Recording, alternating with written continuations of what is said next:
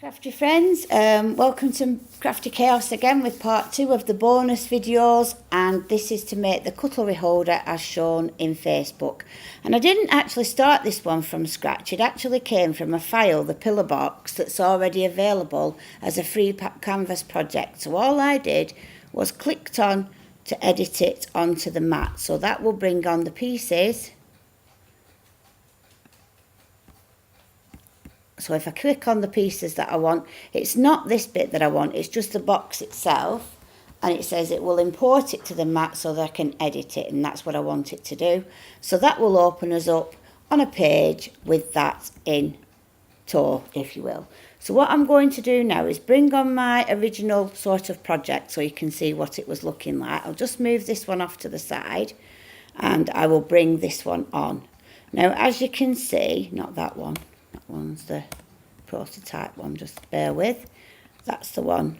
So that's the one that's the finished file. So it started off like this and ended up like that. And I'm going to take you through the quick process that actually gets you from one place to the next. So first of all, I'm going to make it a little bit smaller by dragging it down and making it smaller. The size is not important at this stage, but I am going to change the orientation by rotating it by 90 degrees. We can change the size later on, that's not an issue. First of all, I'm going to make a duplicate. So I'm going to, first of all, remove the lines by ungrouping and trying to get hold of the back piece so that I can drag that away and delete the score lines, like so. Then I'm going to use this shape to cut this one. So I need to be about the same width as this one. So I want this one to fit on the edge of that one, and then I'm going to select it so that it's lined up with the middle. So I need it to be longer, but I'm going to then sort of zoom in so that then I can position this one directly in the middle, like so. And I'm going to go select the other piece underneath. I'm going to say edit, process the overlap, and what I've hit there is the divide button, and that's divided all of the shapes. So I'm just deleting the ones that we don't need. And I'm going to fit it back to the mat. Now that piece should be exactly the same shape as that one, and it is. So I'm going to now duplicate it, and I'm going to line one on top of the other, edit, align it centrally, and also to the left to make sure, just be doubly sure that everything's lined up. I'm going to just click on the top one and move it up a little to the right till I've got the right width. Then I'm going to edit, process the overlap, and remove the overlap. Now that piece, I'm going to delete this one, going to hit this one, edit, flip it, and bring it on, and that should be the perfect matting piece for on there. And if I make it white, you can see that it is, like so. I'm going to change this to red because the pink's throwing me a bit. And all I want to do is just chop off that piece. So I'm just going to separate the pieces initially. I'm going to move it away. I did undo that bit because I don't want to move those. I'm just going to position this piece again over that one and select the other one, edit and remove the overlap like so. And then I can put this one back into position by selecting both. I'll just delete that piece, selecting both pieces, edit, line up centrally and also vertically initially, and then we're going to send that one to the back, the top one to the back, so we can see where the lines are. And then we're just going to move the lines into position, so we just need to go up until they meet that one and across, wrong way. Just have to be patient while you get this in position now. Just scooch it down until they're in position like so.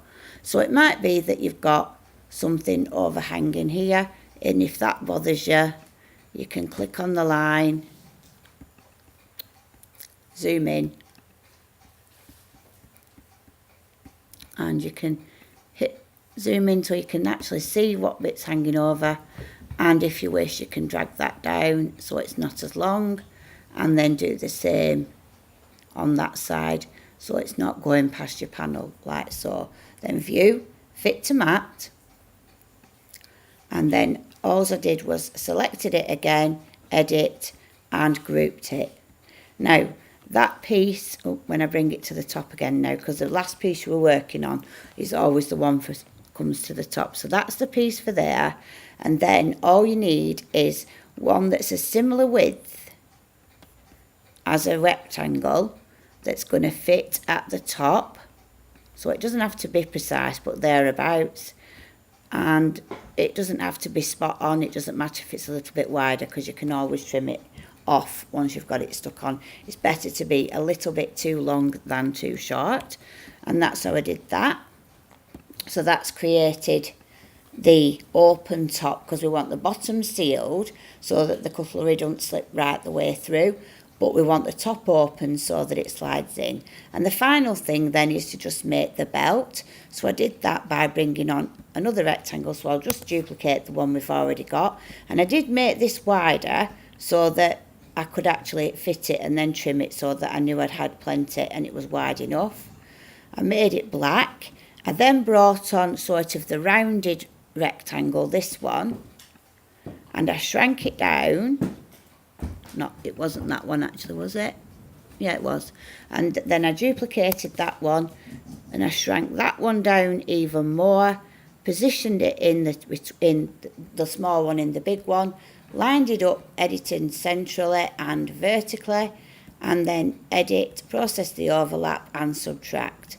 And that's punched out the hole, and all I did then was change it to gold just for the sake of the film, and that would be the buckle for the Santa's pochette box, if you will. So that's how I made the Santa's cutlery file, if you will. So I'm just going to get view fit to mat so you can see it properly. So all you would do then is just cut out the pieces, the red pieces, the white pieces and the gold ones, and all I did was just folded it on the score lines, these two here. I'll just ungroup just so I can just move it. So I started with this piece, cut that piece, and I folded these two here, and all I did then was put glue on this top side of this flap, this side here that I'm pointing to, that side, and then folded it towards the middle, and then just brought this one over, and it fit onto it perfectly. So I just holding it down till it was nice and glued flat with some really good strong glue, and I recommend using the Pin Flare bookbinding glue because it's got a really good grab and it sticks really well. And then I did stick all the other pieces on and trim them up, and then finally I sort of popped the bottom open so that it made the pochette bottom, and that's how I assembled the file. Okay, so that is the Santa's cutlery box complete. So that's the two supplementary files that I made, and you've all asked if I could show you how. So I will be including the files free for download over on my blog at Beverleigh 10 Crafting Chaos, Beverleigh 10 Blogspot Crafting Chaos, and you'll see a link to the blog in the post that I put on the YouTube channel. Okay, that's it for now. I hope you've liked the video. Thanks for watching, and I hope you have a Merry Christmas. Thanks, bye.